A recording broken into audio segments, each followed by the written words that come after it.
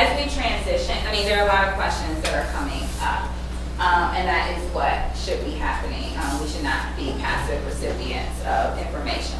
I think hopefully in this layer, and what I forgot to frame in the last layer, hopefully some of the things that have come up is that there are 3 types of microaggressions, that those types of microaggressions can have different messages, that a microaggression may occur, but the way we perceive it, we might not be offended by it, and that is okay. We don't have to all of a sudden be like, I should be so offended by this statement. I think the idea is that there are statements that are made that are offensive, and we have to figure out how to work through those feelings and how to have dialogue about the times that those things occur. With that,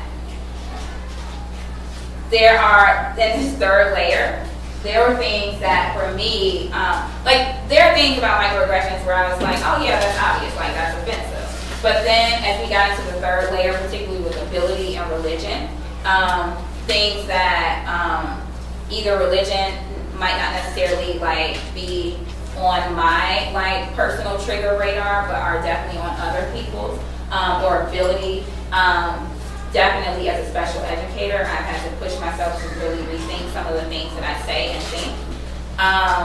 And so I'm hoping that as we dug into those layers, we were all able to look in the mirror and think about, have we been, you know, we probably all have been recipients, but also perpetuators. I also think it's important to highlight, which is why this little white sheet was in there. It's just one of the ways that I want to try to make these sessions as inclusive as possible. This little white sheet, if people in your group, not everybody had to read it, but hopefully this came up. It just talks about what these experiences can feel like from the perspective of being in the dominant group. As a white person, I don't know how that feels. Remember I told you about Miss Luckner and how I really needed to push myself to understand how she might have been feeling when a student called her racist versus me jumping to judge her. And so I think that this is just one little piece. It's not exhaustive and it's not all inclusive, but it is just for us to note that microaggressions can occur to members of the dominant group, but it's for us to also think about the reason that we're framing this in terms of people who are marginalized and oppressed is because they're marginalized and oppressed, and because members of the dominant group, whether we choose or not, benefit, you know, greatly and enjoy a certain amount of privilege from being in that group. So it's not to negate or diminish a microaggression being committed against any member of any community. The idea is that we are educators who are advocates for all members of all communities, and so we want to be able to talk to our colleagues and also empower our students to kind of just be careful and aware, right, of what we say, do, and think. Okay, with that, we're going to go into the last layer, which is we're going to listen to a video. I mean, it's a video, but you're only going to be able to hear it, from Jay Smooth. And he frames it in terms of race only, but we can substitute race for any of the identity markers. And he's going to set us up for the role plays that we are going to engage in. Yeah? This is a graph of Yeah. anyone like who just wants to do it, like have more discussion on the outside about this. I'm open, and also, I don't know, watching that movie Crash. It's a great example of microaggression. Yeah. Definitely a good example. So totally down, but we should definitely not end this conversation. No, thank you for raising that. And there are lots of, you know, and we're not necessarily there yet. I don't know if this is the time or space to do it, but they're also like Chris Rock does a great job of talking about microaggressions, especially in his show Everybody Hates Chris, right? His teacher is always committing some ridiculous like microaggression that we can laugh and chuckle at. If you haven't seen it, just Google or YouTube it, but that is also like really real. And I think it helps like us to, again, look in the mirror and say, oh, actually that thing I said, yeah, not okay. So, and I put myself in those shoes too, in that shoe, those shoes. You know what I mean? Frank, can I get you to read? This is a really long passage. I just want you to read the first sentence of this part and then flip to.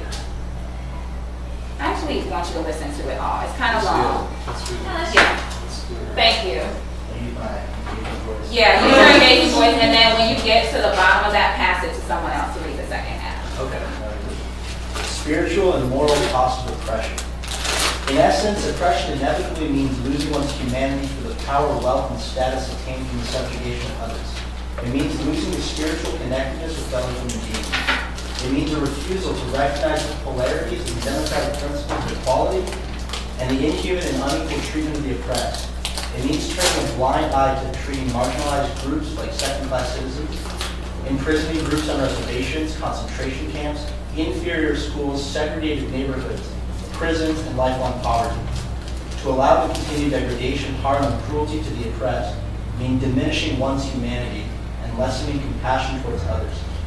People who oppress must at some level become callous, cold, hard, and unfeeling toward the plight of the oppressed. In conclusion, racial, gender, and sexual orientation microaggressions are manifestations of oppression.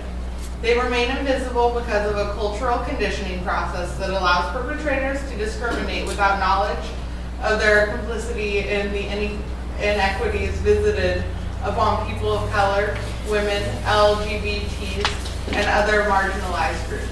The cost of inaction for perpetrators can be calculated in the cognitive, emotional, behavioral, and spiritual toll to oppressors.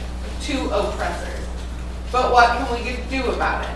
That is the topic of the next blog, but I end this column with the following quote attributed to Albert Einstein. The world is too... It's not, sorry, obviously that was a blog, and we're going to be talking about the next part of the session, not the next blog, but anyway. The world is too dangerous to live in, not because of the people who do evil, but because of the people who sit and let it happen.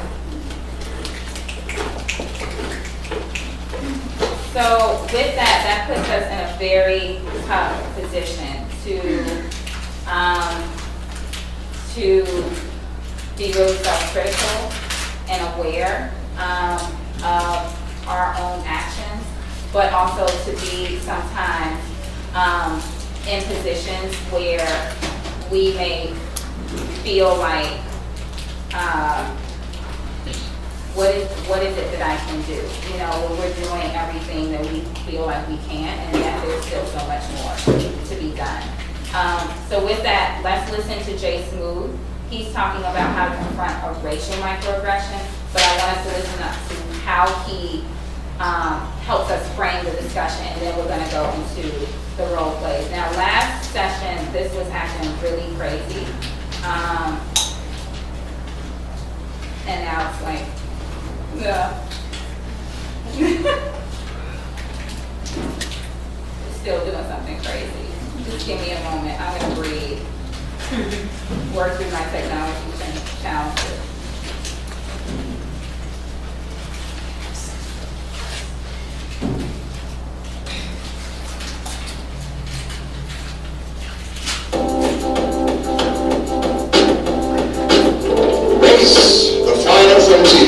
Channel you watch, no matter what feed you aggregate, it seems like everybody everywhere is talking about race right now. And when everybody everywhere is talking about race, that means sooner or later you're going to have to tell somebody that they said something that sounded racist. So you need to be ready and have a plan in place for how to approach the inevitable that sounded racist conversation. And I'm going to tell you how to do that. The most important thing that you've got to do is remember the difference between the what they did conversation and the what they are conversation. Those are two totally different conversations, and you need to make sure that you pick the right one. The what they did conversation focuses strictly on the person's words and actions and explaining why what they did and what they said was unacceptable. This is also known as the that thing you said was racist conversation, and that's the conversation that you want to have. The what they are conversation, on the other hand, takes things one step further and uses what they did and what they said to draw conclusions about what kind of person they are. This is also known as the I think you are a racist conversation.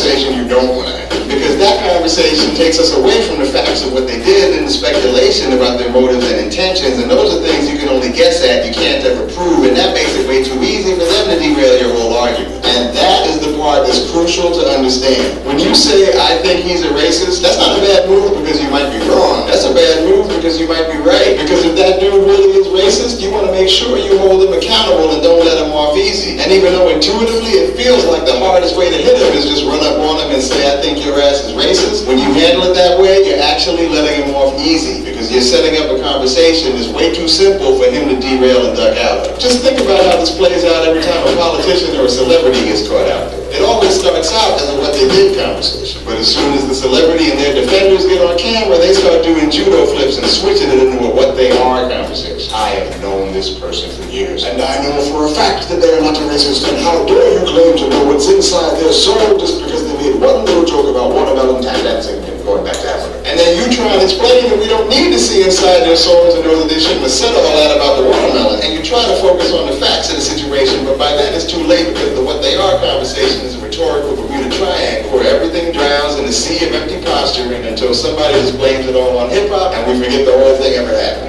Don't let this happen to you. When somebody picks my pocket, I'm not going to be chasing him down so I can figure out whether he feels like he's a thief deep down in his heart. I'm going to be chasing him down so I can get my wallet back. I don't care what he is, but I need to hold him accountable for what he did. And that's how we need to approach these conversations about race. Treat them like they took your wallet and focus on the part that matters. Holding each person accountable for the impact of their words and actions. I don't care what you are. I care about what you did.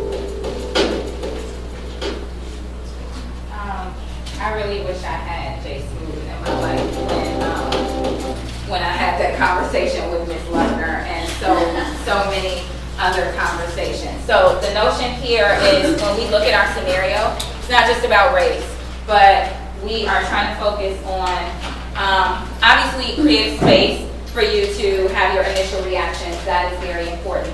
But as you engage with the scenario, think about what is the microaggression? It's here. I wrote it actually. So we're thinking about how to categorize or label this statement. It's in the bottom since this is application of role play. What message is implied? What are some productive responses or next steps?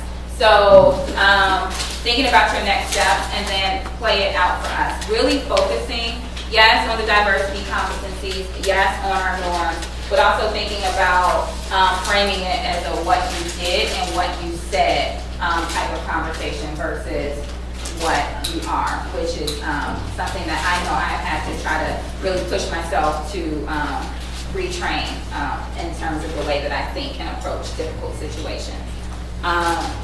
Questions about what we're doing? I'm giving you a scenario. I'm going to give you 10 minutes to discuss and then be ready to role play it for us. Actually, can I have you guys join them? Yeah, thank you.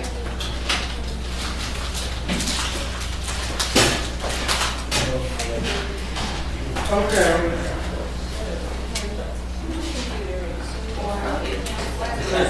Yeah. Yeah, that one.